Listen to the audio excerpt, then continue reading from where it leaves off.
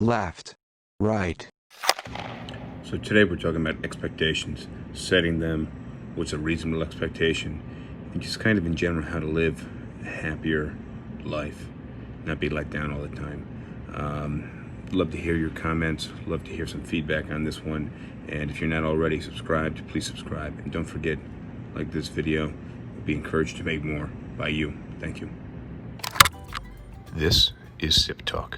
Grab a drink and enjoy. Cars as well.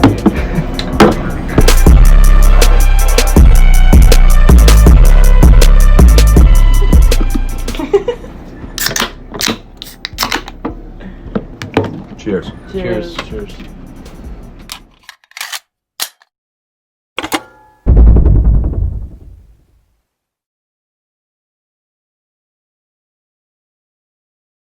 All right, this is episode 40 of Sip Talk.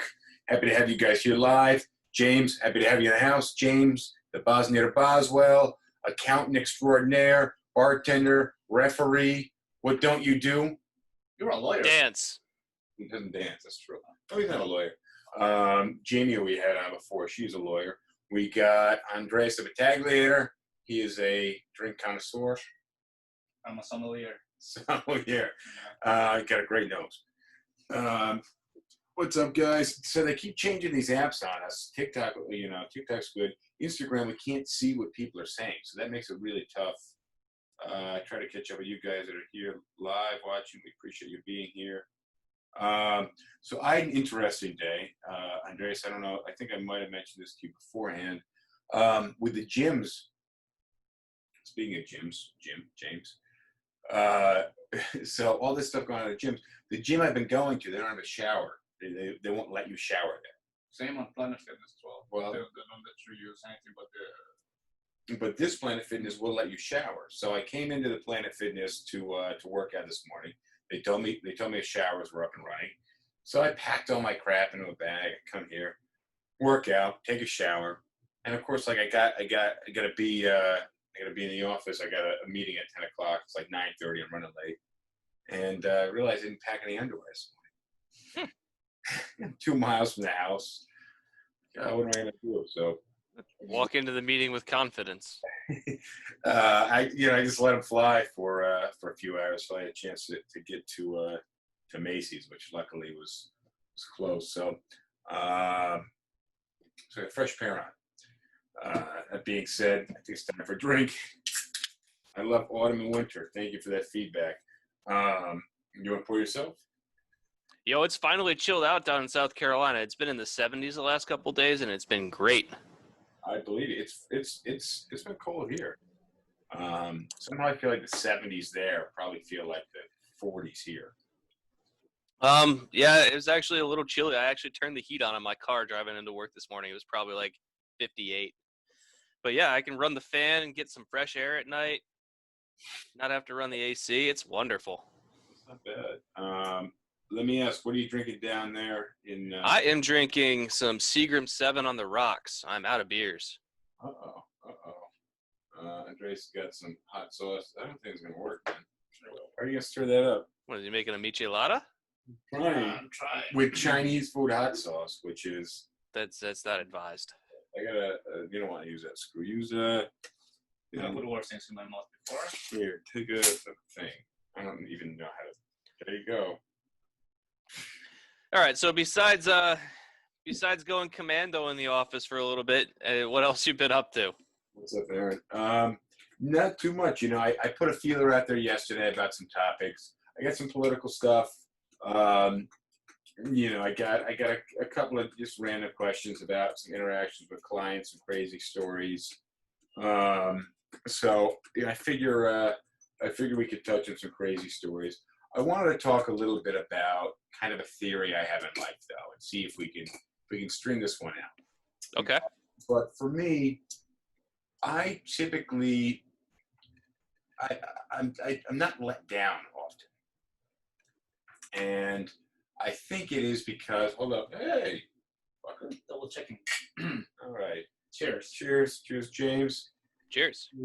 Cheers, our online crowd. Thank you for joining us. The drinks, exactly. Hello from Boston. What's up in Boston? That was a rough day. Drink helps. But kind of my theory is you shouldn't have high expectations, especially when it comes to stuff that is coming from other people. I feel that if you kind of set your expectations low, you're more likely to be surprised than if you set your expectations high and then you get let down. The dodgeball philosophy. I have, give me a second, maybe I know that, but maybe I don't.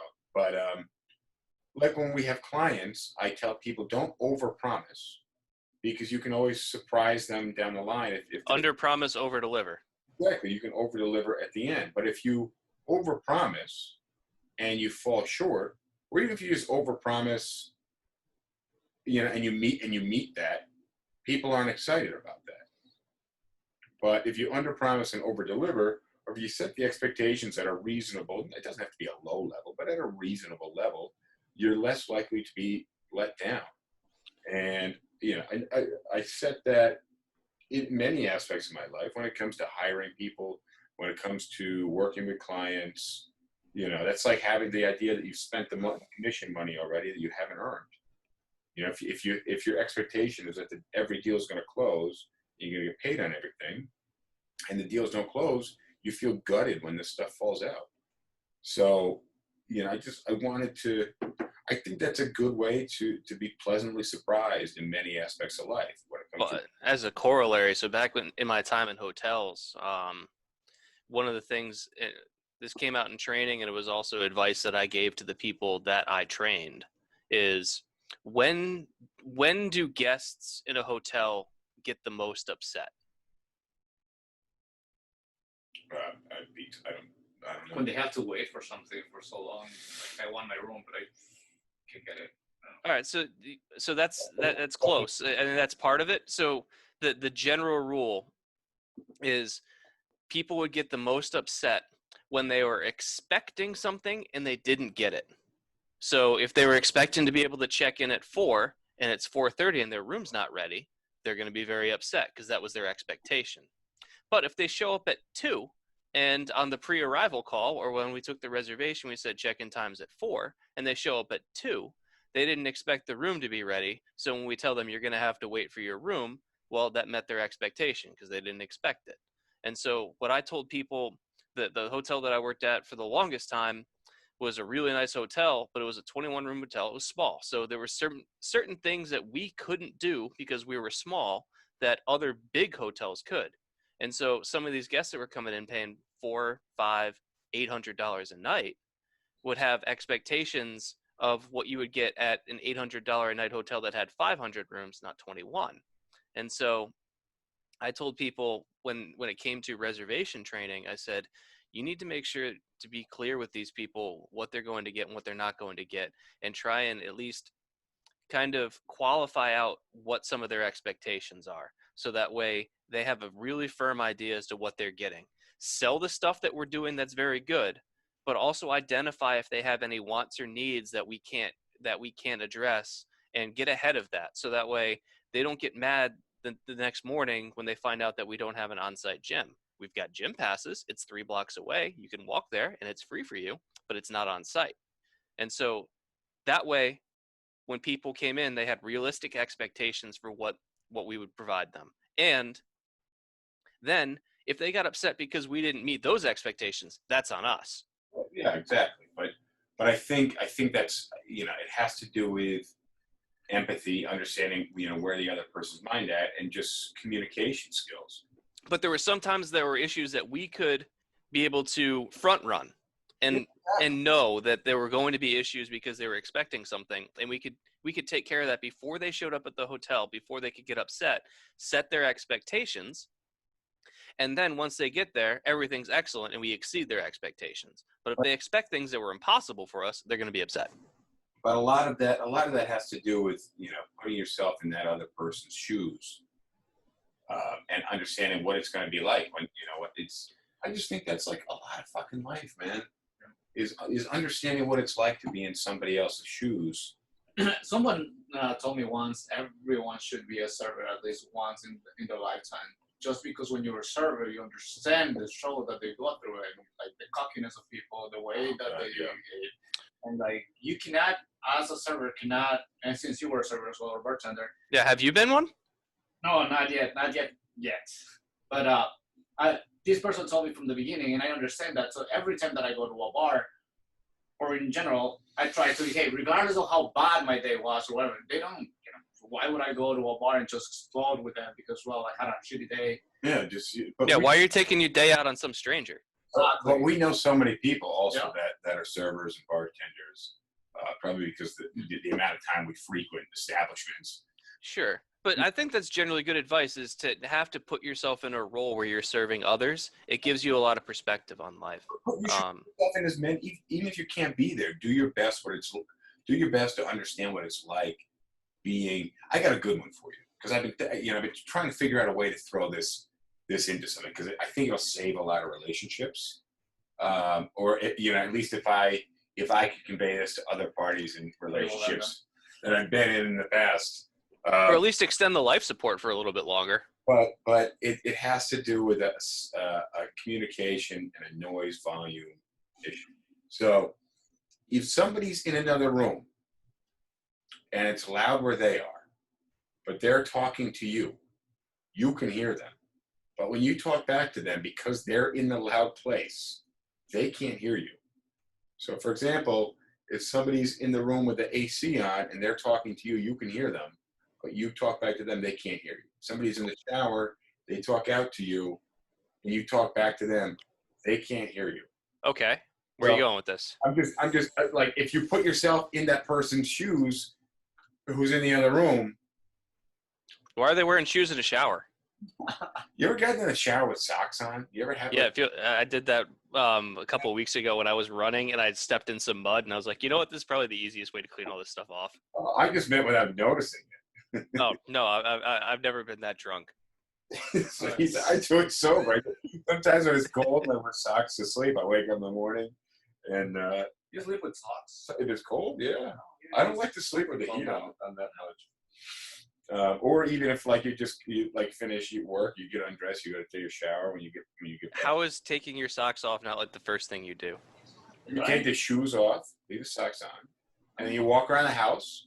And then you go into the bathroom, you pop the shirt off, you drop trowel, you step in fucking socks. No, that never happens to me. The first thing I do when I get home from work is I change my socks so that way I can have a dry pair on. You guys are watching us. Have you stepped into the shower or the bathtub with some socks on? I really want to know this, guy. I've only done it in recent memory, and by that I mean like 5 to 10 years. I've only done it once, and it was 100% intentional because they were muddy from a run. Well, I mean unintentionally. I mean, 0 times. Because my child has, exactly. I have a child. Oh, yeah. So that's the level that you're on, just so you know. I've never said I'm not. And that's the problem, is people set really high expectations. and then shit gets mixed up in communication, or something was expected of me. Again, when it comes to relationships, like I never make the bed. I've never made the bed. It's not something I don't mind having an unmade bed. I just don't mind if I have an unmade bed. Well, it's on camera. There's no when they did the YouTube bachelor pad special in my apartment. I cleaned the apartment, I made the bed, I folded clothes. I don't normally do that shit, and I did it. And so it looked good for the video, but I don't typically do that shit. Why? You're just gonna get back into the bed the next night. Why do you like? I mean, I make it when I put new sheets on the bed. Actually, I don't even put new sheets in the bed. The lady does it. So. I don't mean when I'm in a relationship, but when I'm single and I don't have the time to do laundry. So I'm not. How often do you wash your sheets? He will literally call Adam or Ryan and be like, "Hey guys, can you go to my apartment and just do the bed? I have a date today." The sheets get done every week or 2 weeks, which I think is a reasonable time to. I don't like getting in bed like dirty. I want to take a shower before I get in bed. Why don't I like doing that? Does anybody like doing laundry? I don't think anybody enjoys doing laundry. Yeah, that's one of the classic chores: dishes and laundry, things that nobody wants to do. I would do the dishes way over laundry. You know. If you have an in-unit washer and dryer, yeah, I'll just. Oh yeah, I've gotten in. Like I prefer doing the laundry to dishes because that like it's really I just put it all in the washing machine and forget about it for 45 minutes. I live in an apartment and my laundry like literally 3 blocks away. My laundromat is like 3 blocks away, so I have to carry every week. I do 1 week just sheets and towels, and another week I do my clothes. Now we're not talking about adulting, but that should be the topic is setting expectations. But I think setting expectations. So yeah, but we walked into the when it comes not being an adult. When it comes to being an adult, becoming an adult just means the responsibilities kind of pile on, and you know how like I'm well, and no one's going to take care of you for you. You know what? Andres is actually paying for someone else's weekly laundry service. Can we just move on from that topic? No, we can't. I want to hear it. It's a client. He told there was laundry in the building, and they didn't check. And then the guy moved in. He's like, "There's not laundry here." So, mind you, this is like Saturday morning. Saturday morning. We should have scrapped the deal, but we went on with it, and he was too quick to tell the client everything he wanted to hear, rather than say, you know what? Yeah, overpromised and underdelivered. Exactly. Yeah. Yeah, we're coming full circle, and it only took 10 minutes. Like it's a Saturday morning. What are we doing? Justin was like, "Do you want to make money?" And I was like, "Sure." Like I have a client, just go meet him and seal the deal. I just needed the apartment unlocked. I needed the apartment unlocked. I go to that guy, like, "Hey, this is this and that." I think it was $2,200 the apartment for a 1 bedroom, which is really like a $2,700 apartment. Yeah, but just crazy. And then and it was $2,250, and he was like, "If you scratch the 50, if it is 22 flat, I'll take it." I called him like, "Bro, scratch the 50, it's just $50." It was like, "Is there?" So I make the deal happen. I negotiate the deal, and he asks Andreas. This is my first, not even my first. So he wanted the place as it was. So he was taking it. It was, I negotiated a deal, negotiated the rent amount that he wanted. He just happened to ask Andreas, "Is there laundry?" Sure, yeah. Well, like it's New York. It's the Upper West Side, like close to Hell's Kitchen, not even close to Harlem or Hamilton Heights. It's close to. Oh God! So how much is this costing you per week, and how long until it negates any money you made on the deal? I have 5 more months. 9 more months left. At? But here's the thing. I go, at what rate? He goes like, do we have access to the patio? I was like, "There's a patio over there." "Yeah, sure." I was like, "Is there a laundromat in the building?" I was like, "It's New York, I guess." I mean, like the only place where I don't find, and this is me not actually working on real estate at that moment. At that specific moment. He shouldn't have been that. He overstepped his bet. He was supposed to go there. He was supposed to unlock the door. Yeah, and be like, "Hey, listen, this is the apartment." You weren't even showing the apartment. He was unlocking the door at the time, and the guy started asking questions, and I should have been like, "Hey, Justin." And I told the guy, I told, yeah, that's what you should have done. I told the guy he was just going there to unlock the door for him, but the guy put him in an uncomfortable situation, which is my fault. We should, but it was a flip. The guy, we already had a deal somewhere else. The landlord just said, "Will they take this unit?" So I said, "He's got to, get in there." We don't need to get into it. We don't need to get into it and put ourselves in a bad place. But somebody asked me about some crazy showing stories, so I want to talk about that. That's one of them. Another question somebody asked: mistakes when you moved to New York City. So I'd love to hear that. Judah was another real estate agent.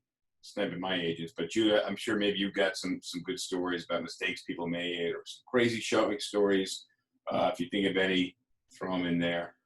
Is that my assistant? No, this is my friend. Might as well just say it. My friend Andres. We do cleaning laundry every Saturday, but the folding is the worst part. The folding is definitely the worst part. You just don't do the folding. Well, then you got wrinkles, man. No, you just hang them. Embrace it. Hey, Lisa, what's going on? You're stressed. Yeah. Never been to New York, hang in California. We got people all over the place, actually. I miss New York so much. Yeah, we're talking about Manhattan real estate. Let's see. Let me just scroll through some of these real quick, see what's going on.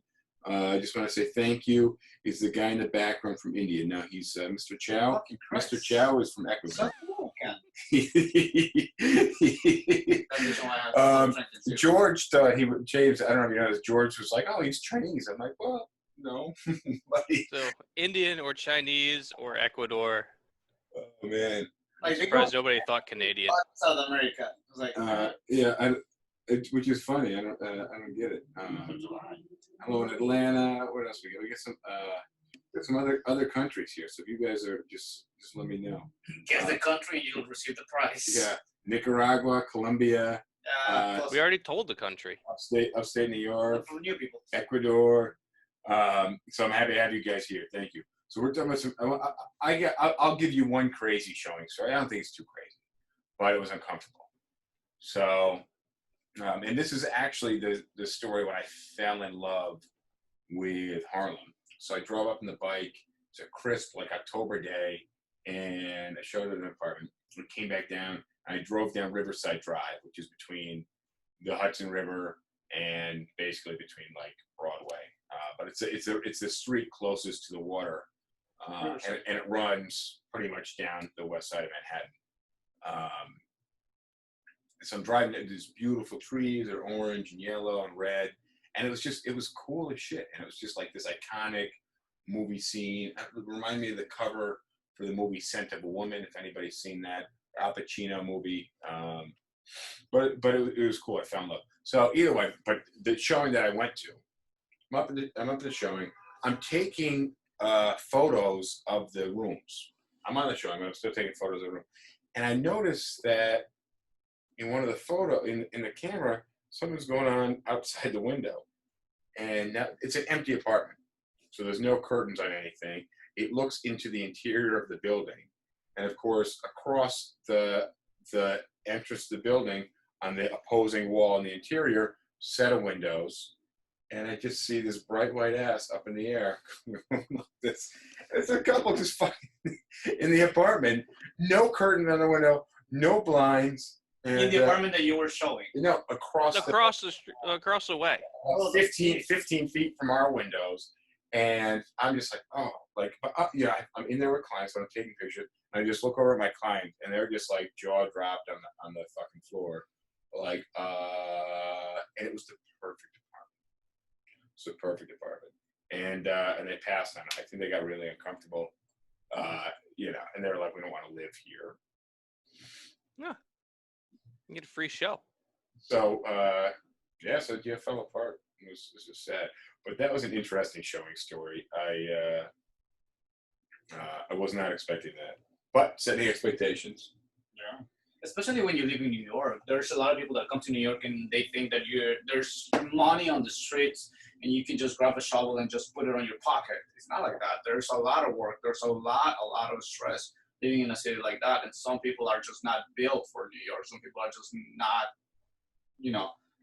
not there yet in their point of life, and they just go like, I just can't do it. It's just way too much, and they go back to their countries or go back to their cities, and they just, they have a bad memory of what New York really is. But once you actually go to it, once you let New York break you down, there's something new that you can build out of it. And that new, it's going to be a lot better than the version that was here before you got here. Well, the thing, a lot of people aren't geared internally to live in a major city, and New York can be tough. It is. And somebody asked me mistakes people make when they move here, and I think people they have in their mind what the image of New York is and what it's like being a New Yorker. And, I think one interesting aspect of being in New York, I got Paulie J saying something about unit and FIDI, and the client looking at the window, same situation. But financial districts are a really good example. The cool thing about being a real estate agent is we get to see the most luxurious, beautiful apartments, things you see in movies. We just get to go in and get free drinks and close some deals. We get invited there, or we live in them. For some real estate agents.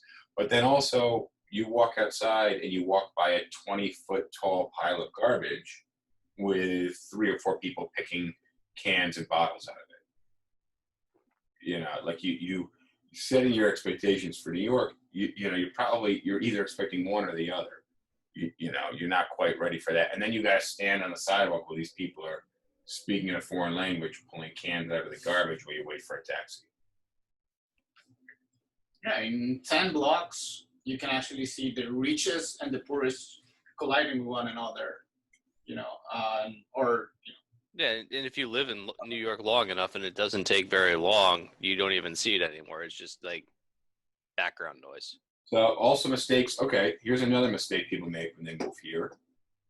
Bringing a car. So remember I sold my car in South Carolina knowing I was going to move up here. Yeah, the Jeep? I had the Jeep in South Carolina. I knew I was going to move here, so I sold the Jeep. And then I had to bicycle to and from the office in South Carolina. Did that for probably about 6-8 weeks before you got the motorcycle. For like 2 months, and it was 7.5 miles there and 7.5 miles home. And I was just showing up covered in sweat. Yeah, that was during the summertime too. It was during the summertime, all right, like July and August. And then I was like, fuck this. Like I was going to move here with no vehicle, just a bicycle. And then I was like, I got to do a motorcycle or something. And I had looked at motorcycles a while before, but I wasn't much of a motorcycle guy. Wasn't something I was that attracted to. But I was like, in New York City, I could park a motorcycle. I don't have to pay for parking. The expense isn't too high. I got a good deal on a bike. But people that move here with a car, they have to pay for parking. You have to find parking. You got to find parking, or you pay to park in a garage. You got to pay for maintenance. You don't have space. You don't have your own garage. You don't have your own driveway. There's no space to do it. You're not going to keep a lot of tools because tools are fucking heavy and they take up space, and you don't have the space in your apartment. And if you're parking on the street 2 days a week or 4 days a week potentially, you've got to move for alternate site parking. And I don't know, James, if I've talked to you about sitting in the car for 90 minutes in the morning. Have we talked about that? Maybe. I'm familiar with the concept. Yeah, so street sweeper comes by over a 90-minute period, 4 days a week. It depends. Yeah, so your car better not be there. Depends on the side of the road. So it's usually Monday and Thursday on one side and Tuesday and Friday on the other side. So, if you're commuting to and from work every day by car, you're probably getting the shittier spots. You're going to have to move it both days of the week. But I've been having to sit in the car in the mornings and do that, which I will say, in that car, we got a really rough looking charger, and somebody on TikTok, give a little shout out right now to Leslie. Somebody saw my TikTok video with this ratty charger, and Leslie sent a charger saying that the charger shouldn't be a fire hazard. So if Leslie's watching, thank you very much. Wait, you've got a car now? She has a car, so we're splitting duties for moving across the street. Yeah. Well, either that or garage it. How much were you paying per month to garage your car? Before I sold my car, I was paying like $425 a month. Actually, I'm in your system. Where did you find that? It was that I didn't see it. Amazon. No, the beer.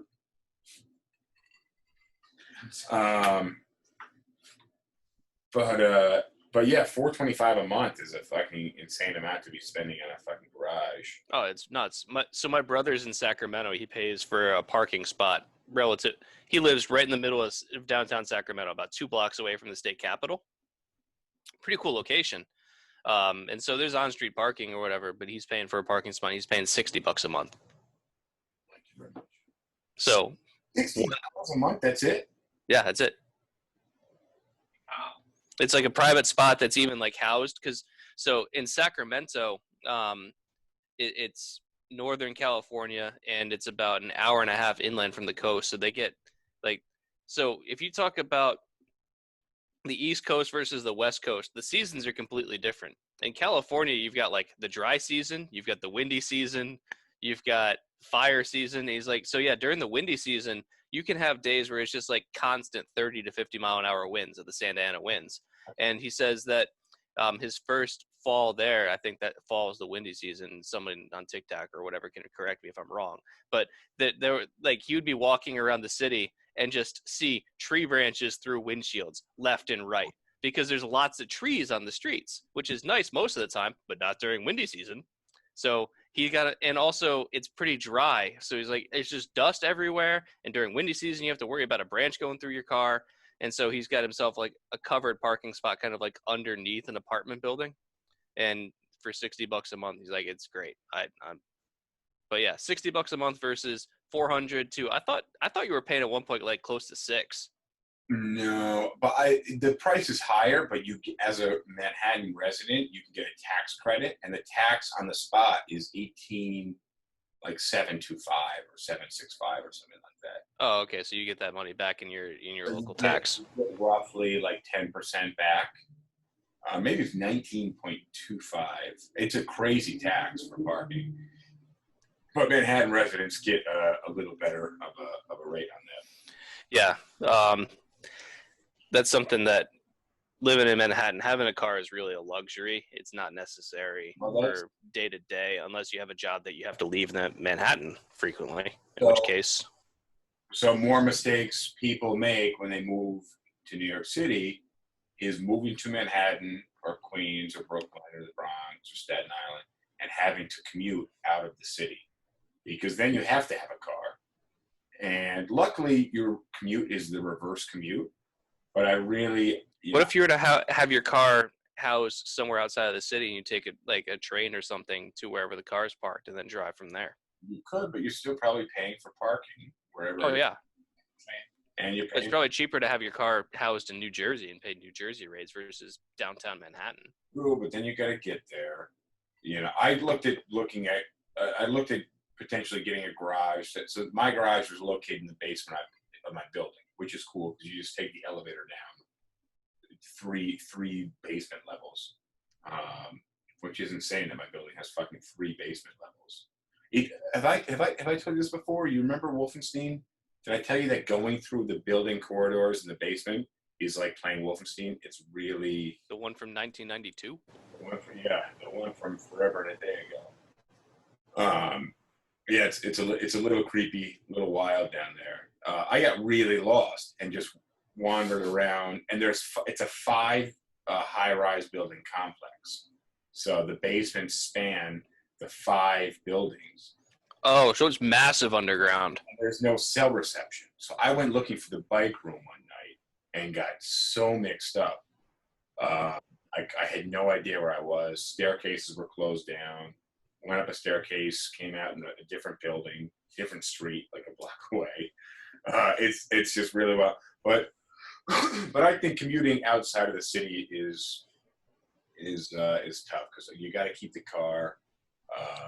Why wouldn't you just live outside the city then? That's what I'm thinking. But people want to be in New York City. They get a job nearby, so they move to New York City, and they got to do this commute thing. They got to manage the car. I'd rather pay the extra. I'll save some money living outside the city because things like Brooklyn, Queens, the Bronx, especially the Bronx, are a lot cheaper than the city itself. People get like super surprised about the amount of money that people pay for a place in Chelsea, a place in Soho, especially in Soho. And I'd rather save that money and live in Queens or live in Brooklyn, live in the Bronx, and wake up, I don't know, half an hour earlier so I can make it because of the commute. I thought Brooklyn was getting expensive too, though. And the front part of Brooklyn. The part closest in proximity to the city. Like Sunnyside area? Sunnyside is Queens. Sunnyside is Queens, but that's not a cheap area either. Isn't Sunnyside like on the perimeter or border between Queens and Brooklyn? City. Yeah, but it's on the border basically. It's just past Manhattan City, but I'm pretty sure it's the border of Queens and Brooklyn. Yeah, I thought it was like right on the border. So I got another one for you. Sunnyside, super diverse area. Here's a mistake people make when they move here is being racist. Because if you're racist and you move to New York City, especially to Queens, so there's an area in Queens which is the most diverse area in the entire world, which might sound difficult to believe unless you think about it. You realize it's like you might go to Libya, which sounds like it could be Well, you're going to be dealing with a lot of Libyans. Libyan people, exactly. So Queens, especially being sandwiched between two international airports, Queens is super diverse. You have, I think there's like 78 language. I heard this stat somewhere, like 78 languages spoken within a square mile in Queens, which is wild. And the cool thing about Queens actually is that you have all these different cultures there, and you have all these different stores, all these different grocery stores, and it's just really cool because you have a lot of ethnicities, a lot of cultures. You have different beers from different countries. Oh, yeah. Different alcohols. Yeah. It's beautiful. You can go to like you go to these grocery stores. People don't speak very much English, which that doesn't even matter that much in the city. But that's You just point. Yeah, exactly. Like yeah, that. it's just like being on vacation. And like you go to France, from here, and you go, as long as you're nice, for the most part, you try, people will deal with you. But yeah, I think being racist and moving to New York City, like you probably have made. It's the worst place for you to be racist. There's so many people, so many. I actually think a lot of tolerance and it's a different word, but I think a lot of it radiates from New York City. I don't think people understand what it like. You look at your fellow New Yorker who looks nothing like you, but you have such kinship with that person. And then you look at somebody who's in like Nebraska and they look at anybody who doesn't look like them and thinks of them as a completely different person, cannot relate to that person in any way, shape, or form. And then again, it's also the amount of work that we have here in New York. As a New Yorker or as a person that is working in New York, you know that you don't work 40 hours a week. No, if you're an immigrant here in New York, you at least work 2 jobs. You go home, you try to pay some debts that you had before you come here, or try to invest some money in back in your country, or you're working towards your goal. Exactly. So, and it's not just one person's story. It's every single New Yorker. Everybody is trying to make it. Everybody's trying to be an actor, trying to be an architect, trying to be a doctor, trying to, whatever thing. So you have so much work on your shoulders that at some point you just don't give a fuck about what other people are talking or saying, wherever. You just keep on tunnel vision.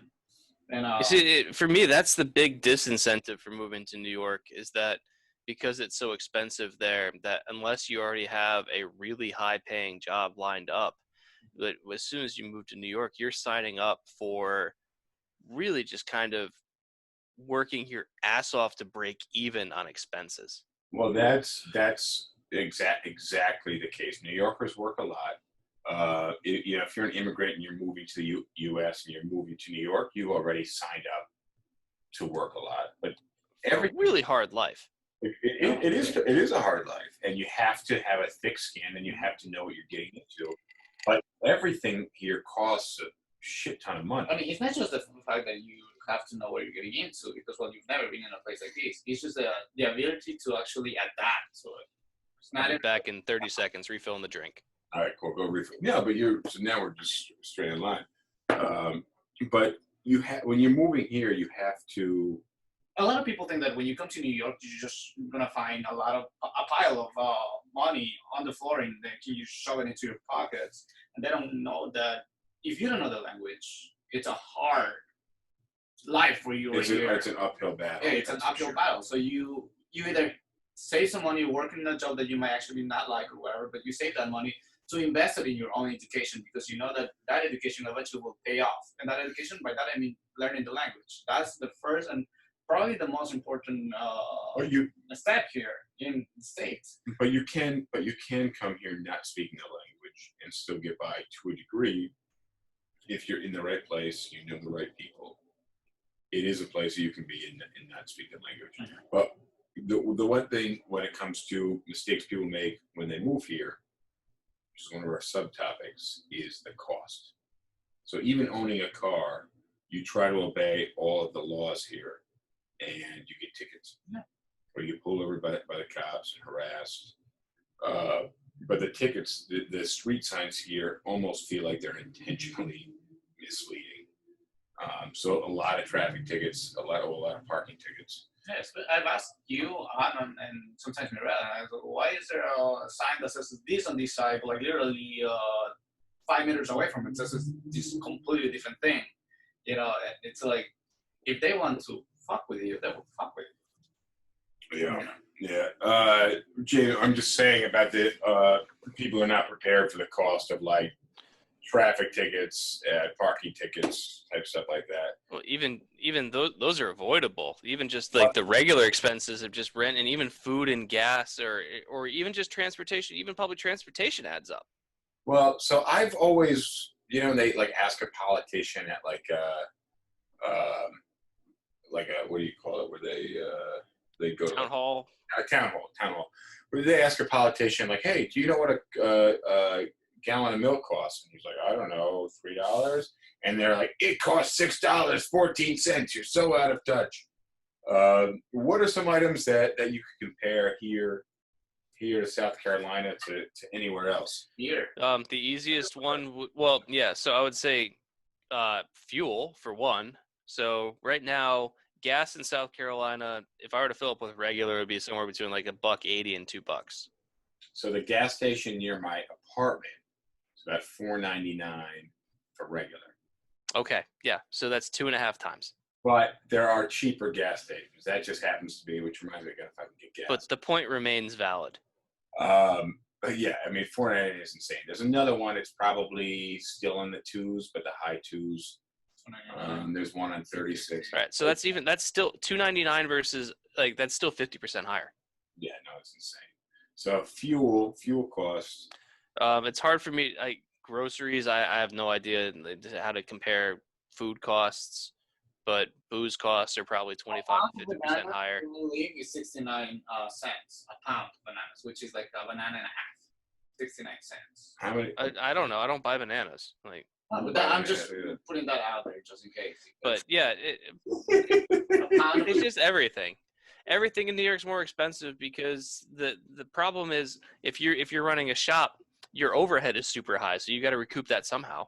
Exactly. So let's say you want a what's a good beer that translates? Sapporo. No, go with Sam Adams. That's one that everyone knows. And Heineken, you're more likely to find than a Sam Adams. all right, fine, Heineken. Heineken, I think most places around here. $5. How much is a 12-pack of Heineken Not go in the for? restaurant. Not in the restaurant. Not restaurant. $5. It's $4. All right, how much does a 12-pack of Heineken go for in New York City right now? Oh, I don't know. We don't have storage space. Wait, what? We have 12-pack. We're buying beers one at a time here, or in a restaurant. That's the other thing. If you're used to shopping at Costco or Sam's Club or something like that, you can't. People buy toilet paper by the roll. Like you go to the bodega, they sell toilet paper, they sell paper towels by the roll. Growing up, you would buy a fucking 4-pack at least. at least, yeah, obviously at least a 4-pack. But here, one time I had a client moving in, and I brought them a 6-pack of beer and a roll of paper towels and a roll of toilet paper. I thought that was a nice gift to give. Desmond just jumped on. Desmond gave somebody a 6-pack of beer when they moved in, a roll of toilet paper, and a roll of paper towels. I think that's a good gift when you're moving in. Yeah. Just think, everything's in boxes. You're moving in, and it's a new construction, the apartment, new renovation. There's probably not toilet paper there, and a nice 6-pack of beer in the refrigerator is. Yeah, no, that's a nice gift. And I never heard back from these clients, and I follow up with everybody. I never heard back, which is wild. But yeah, no, it's the thing is, I don't know. I would have to do a comparison on this one to see, like average wages per industry versus cost of living, because so whatever I make at the firm that I do right now, I don't know what New York rates are, but my guess is that if I were to go out to either California or New York and do the exact same level of work that I do right now, I would expect between 25 and 50% higher wages. You mean For over this, than where you are now? yeah. So take what I'm making now, tack on 25 to 50% for either California or New York. Yeah. I feel like New York may be a little higher. I don't know. I don't know California like that. It depends on where you are in But California. if he's paying $60 for parking, and we're paying $500, $600 for parking, we're Right. So Sacramento is very different than the Bay Area or certain parts of like San Diego or LA. No, San Diego is more expensive than New York, I think. No. I- Certain parts perhaps, but I'd say on average, probably not. but the thing is, like, I'm so out of touch with all I'm this sorry, stuff. San Francisco, that was the... I don't. San Francisco's nuts. Yeah. Well, I'm not gonna pretend like I know any of this stuff. You know, I keep my head down for the most part and just do what I do. I'm really out of touch with the rest of the country. I'm not involved in the rest of the country. You know, we had a lot of questions with. I put a post up yesterday about some topics people wanted to hear about. We had a lot of questions about politics and things like that, and Do you want to delve into them? Because I got some opinions.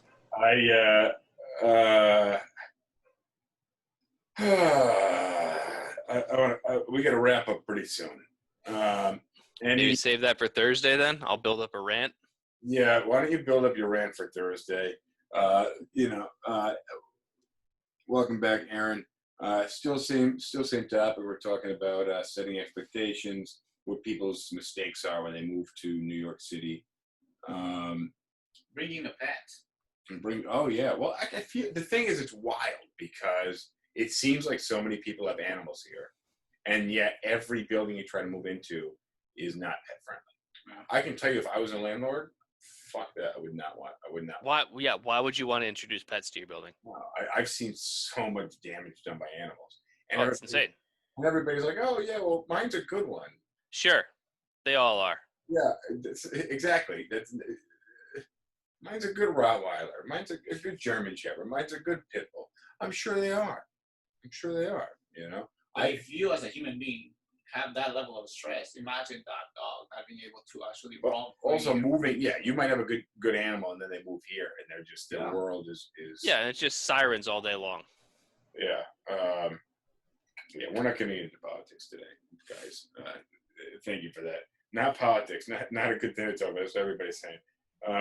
That's what the people were saying yesterday. Yeah, I know, but it's a slippery slope. And so I don't know. The pet situation here. I would not. I have a statue of a dog. I think I brought that up before. But I would So not. you got a pet rock. Yeah, basically.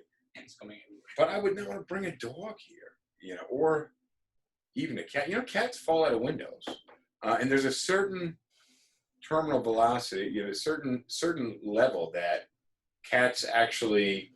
It's like up to the 8th floor. So if the cat falls from the 7th floor and lower, they survive. If it's the 8th to the 13th floor, they die. Anything over the 13th floor, they somehow survive. Yeah, it's some weird calculation there. Yeah, I heard it on Radio Lab. I believe them. Yeah, that sounds pretty trustworthy to me. Well, where do you stand on pets? You're not a pet person?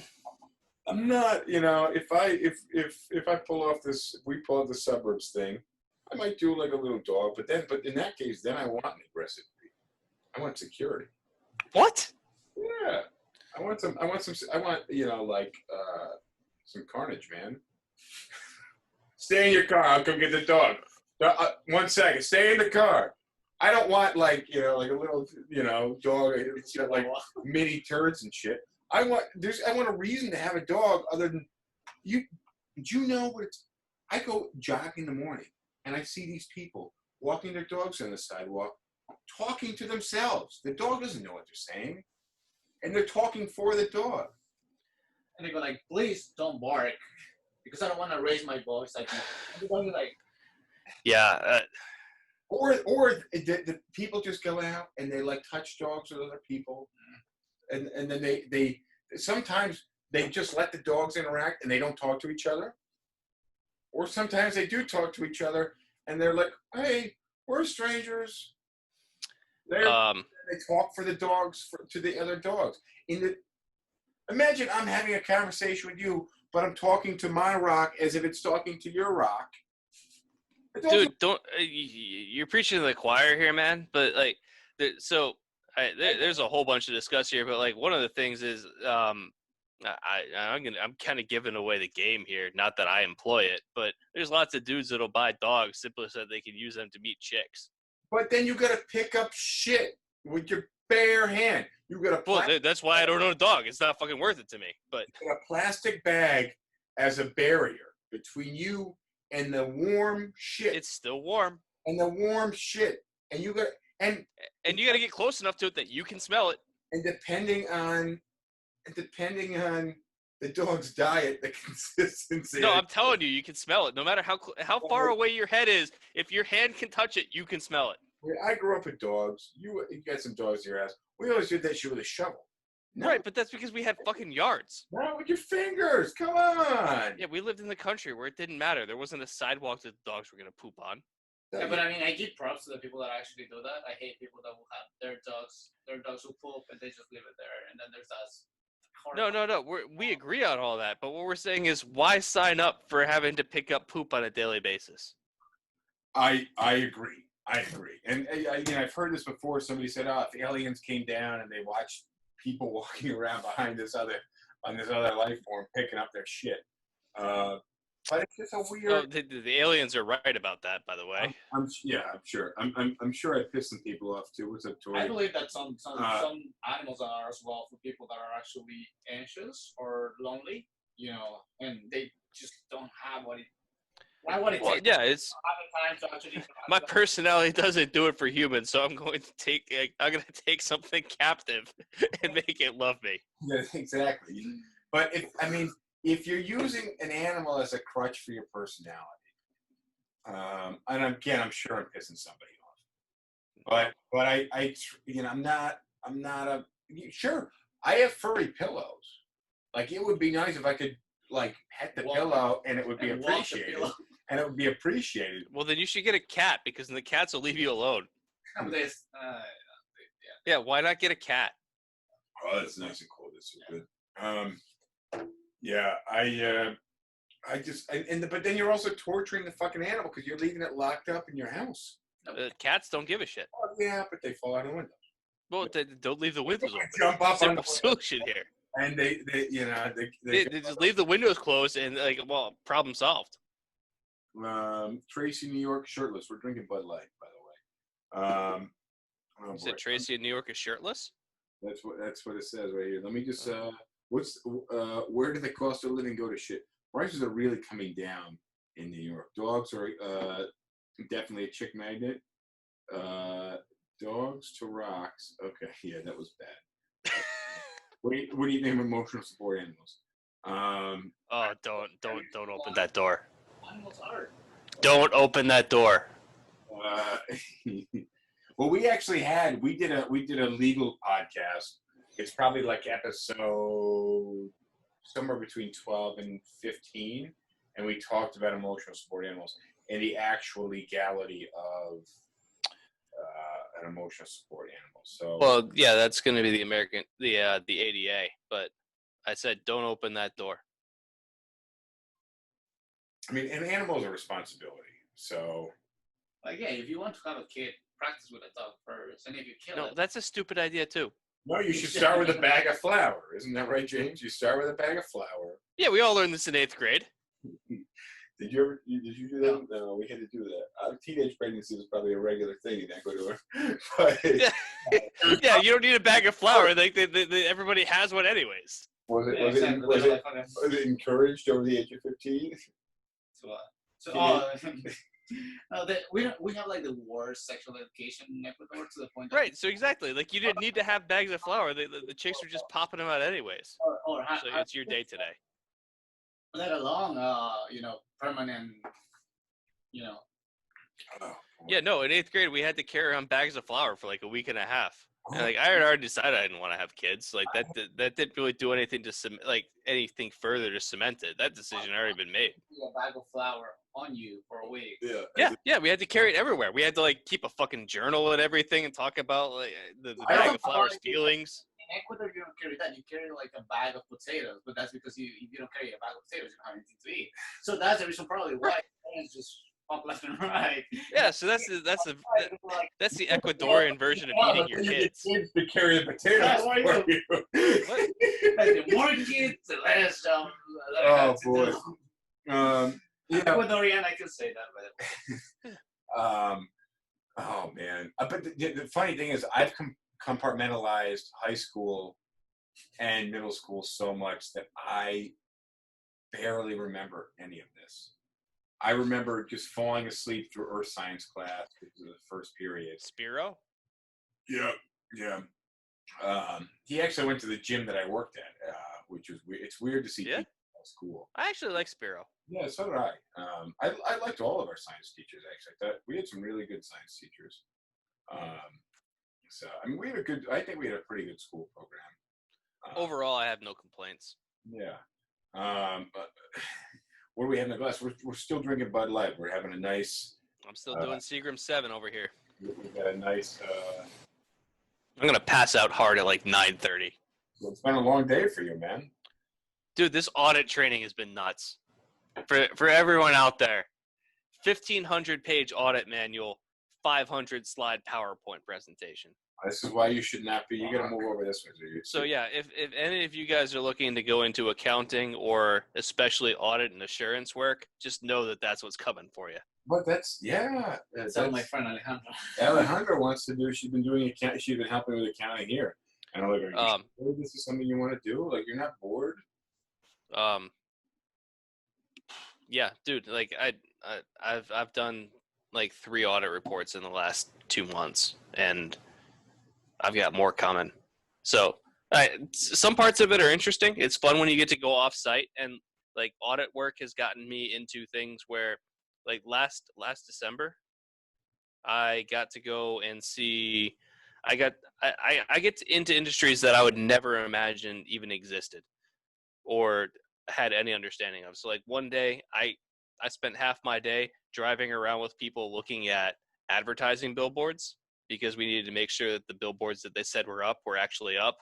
Another day I was in an aerospace manufacturing plant where they were making parts for space engines. And Well, I had to, what? when it comes to setting expectations, is this what your expectations were? For doing audit work? Yeah. I don't know.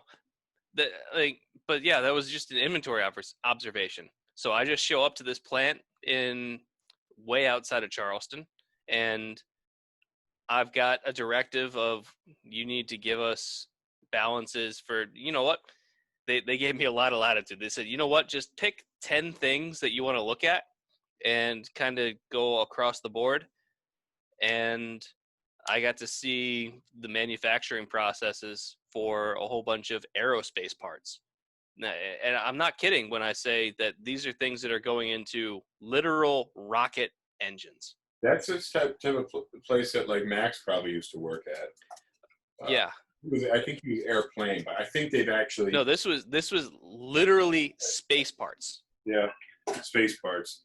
I want to run through some comments real quick, and just because we're hitting our hour mark, we're gonna have to drop out of here, especially once we finish these glasses. Just so you. I got a little bit more to go. If you guys are watching this, we post-produce this. We throw it on YouTube. I think the YouTube version is probably a little better than this, a little tighter. It's cleaned up. The video quality, the sound quality is way better. We got 1:30 left on Instagram, so I'm trying to hurry up. You guys are on Instagram.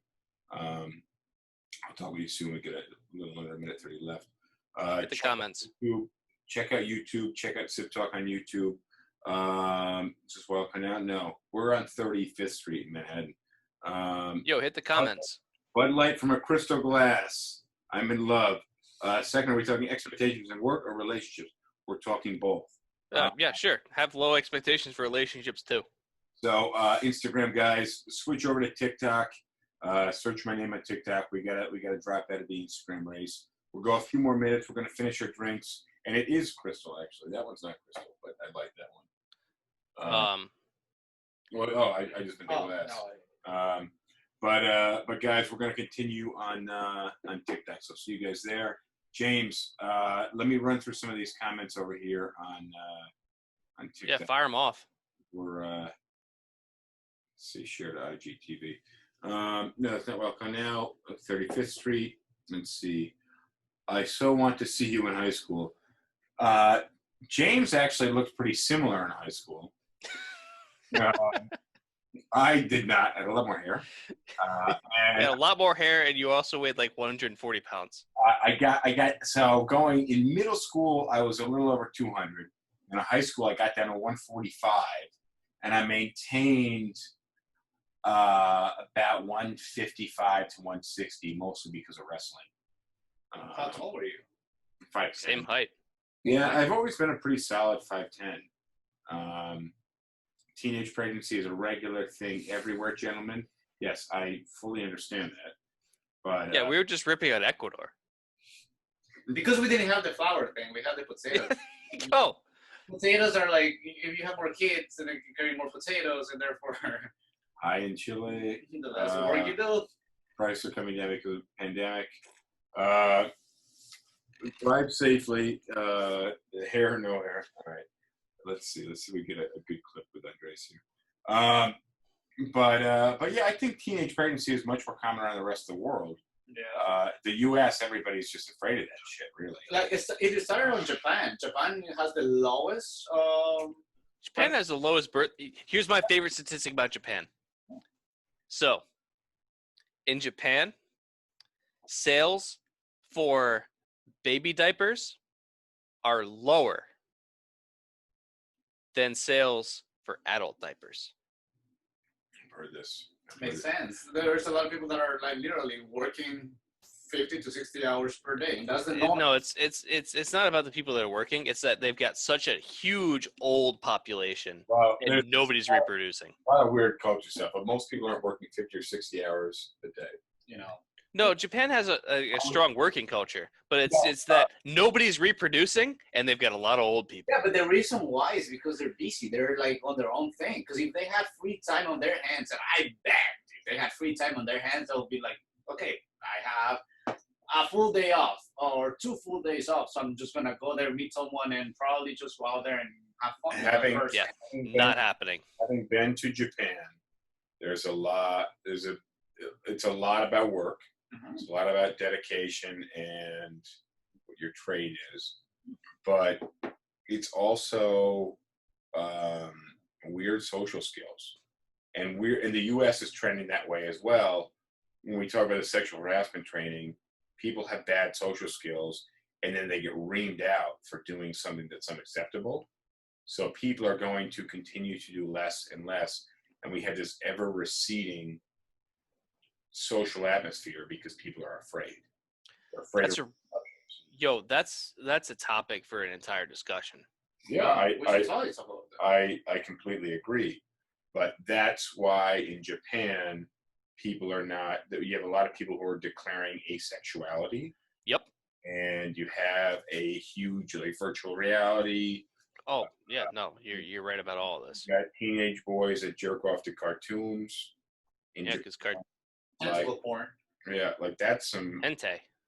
That's some weird shit. Like, I see that shit, and it's, I watched a movie last night. It was about something emotions. You see a movie on Amazon Prime, like Teenage Emotion or something like that. But I watched this movie last night, and they're supposed to be in high school, and there's a sex scene. And I was like, well, she's a cute girl.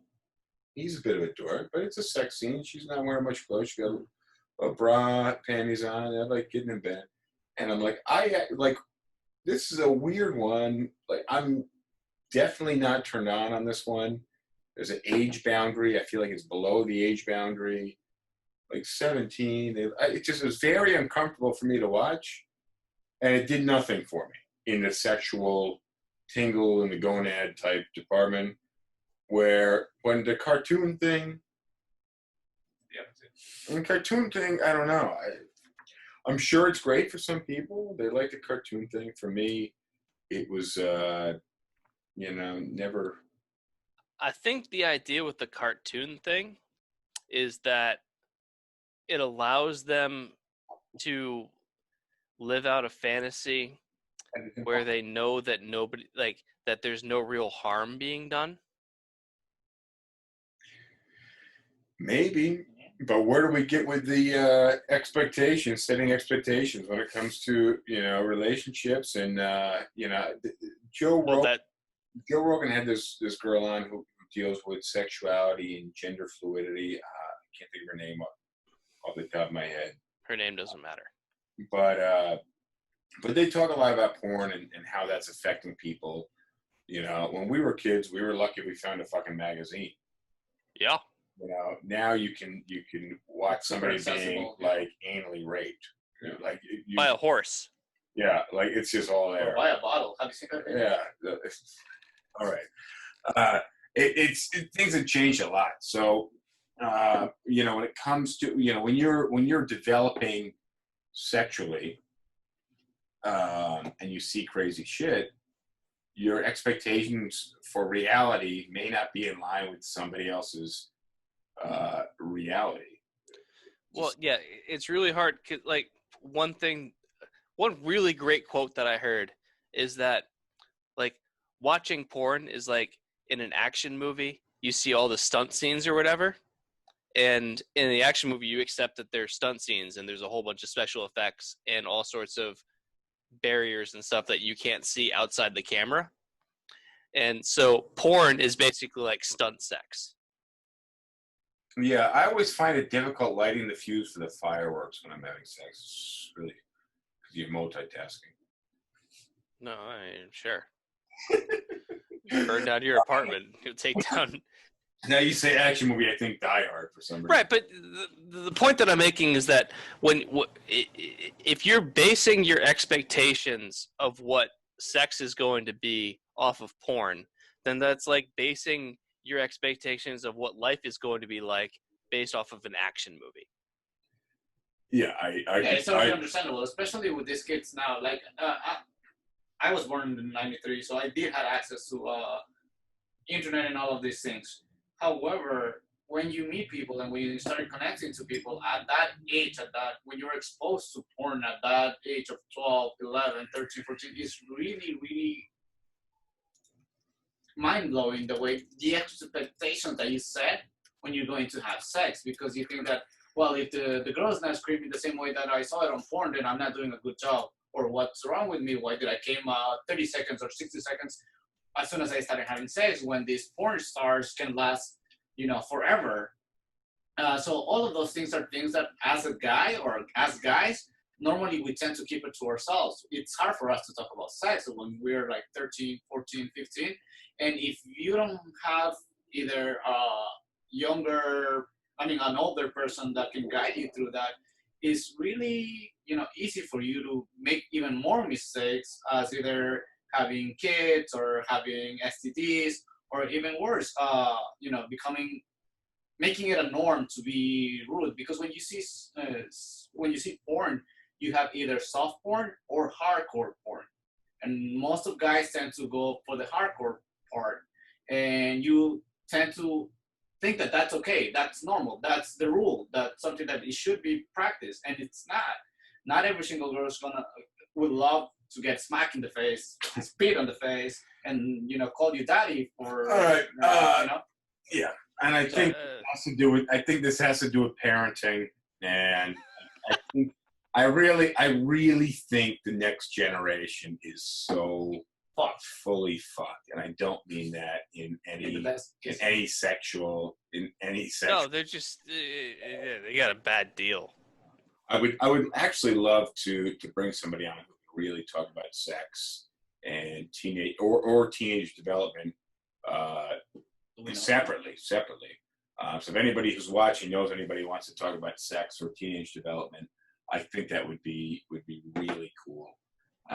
I think everybody has a bit of trauma in their developmental Yeah, we have years. to have a girl here that And I actually, think- you know.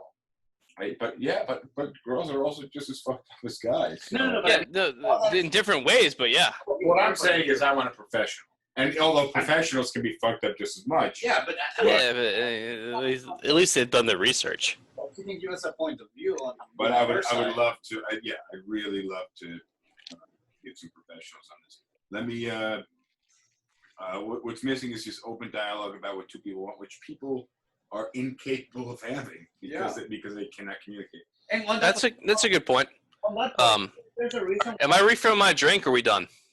Let me read through the comments, and I think we're gonna hit the road. But if you guys are watching again, subscribe on YouTube, subscribe to the audio podcast. I'm gonna read through some comments because I love the feedback that we get. I still believe meeting a guy and going through the process of romance, getting to know each other. Yeah, I think that's really. Yeah, do that. I approve. They want to come over and bring wine without even meeting is a bit. Yeah, and now like with like the apps and shit, people skip a lot of steps. Like I think people need to understand how to be so fucking fully uncomfortable in different aspects of life. But I'm okay with the wine. The expectations should be based on life experiences as a child when you're developing. Is very I don't know what conf means, but Confusing? confusing. But you don't have any experiences when you're developing, so it is confusing, and you need to put yourself in those situations. I'm hot, but come on, can you say cheap or murder? I'm a little lost on that one. I would pick murder. Definitely took a left turn. Appreciate your decency, courtesy, and morals. If we only had Adam here, a man of morals. Well, yeah, sure. I'm telling you, Adam is a man of morals. Interesting talk today. My expectations are high because it's based on morals. Justin is the only man I like on TikTok. I'm happy to hear that. There are a lot probably more moral people than me on TikTok. I'm just here to share some positivity. I'm a licensed social worker and have worked with kids for nearly 10 years. You can come over. Shoot me a DM. Particularly teenage boys, which is wild. I can speak to teenage boys because I've been a teenage boy. Can't speak to teenage girls. Don't want to speak to teenage girls. And I fear for when I have. That might lead down a bad road. And I fear for when I have teenage girls. Just don't. To your wife and be like, yeah, hey, you I appreciate you all for joining us. Bosinator, Tagliator. Wait, hold on. Let me just say this last thing. So the only reason why girls wear makeup is because guys fall in love with what they see, and the Wrong. only why guys lie is because girls love to hear what they want to hear. Wrong on half the accounts. I don't necessarily know that he is. Depends. I'm gonna say that he's wrong about half of it. It depends on the perspective. That's the reason why guys and girls cannot like talk to. No. We'll revisit this on Thursday, but Andres is wrong about the first half. All right. So then, what are you proposing for Thursday? Yeah. We'll start out with why Andres is wrong. Yeah, but give me some. So I want a little teaser here, James. women are more harsh judges of other women than men are of women. Than men are judgmental of women. Okay. I never seen a guy looking at a girl and going like, "Oh, I'm not gonna fuck her because she has stretch marks." You know? But a girl goes like, "Oh, there's a girl with a stretch mark. She looks horrible." Whatever. Right. So Andres is kind of keying into what I'm saying is that women are harsher critics of other women than men are of women. That's not to say that men are innocent. We're not. But when you want to talk about slut shaming or beauty standards or any of these things, I would argue that women are the ones that are judging other women more harshly. Sure. But okay. We will get there next time. We'll conclude episode 40. We hit the big 4-0. which is pretty cool when it We're comes almost to for 50. when it, taking a We'll break. keep going. I will do. I'll do some champagne on episode 50. I mean, that's only I'll buy a bottle of champagne for it. only a couple of weeks away. Yeah, let's figure out a good. No, James is gonna be here. That's the big surprise. That's the present. That's a big present. He's gonna be here live with us. That would not be a bad idea if we could fly James up. If I could do it, we'll talk about the scheduling because it might actually not line up. Well, but it depends. We could delay a little bit. I might actually be in California in 5 weeks. And we can redirect your flight back. We'll delay a day. Anybody got any airline connections? Because I think that could be cool. Get James back in New York. I'm doing a little trip for my birthday that I don't know any details about. It's mid-October. I don't know any of these details yet. I don't want to know. I want a bag packed for me. I just want to go to an airport bar, hop on an airport plane, pop some mini bottles, get off. Get off. Yeah, you end up in fucking Peoria. That's fine. As long as I got a nice bar, and I'll be a happy guy. That's the only thing to do in Peoria. A little time outside of the office would be nice. Little time away from the talk and the fucking gram over here, which I love.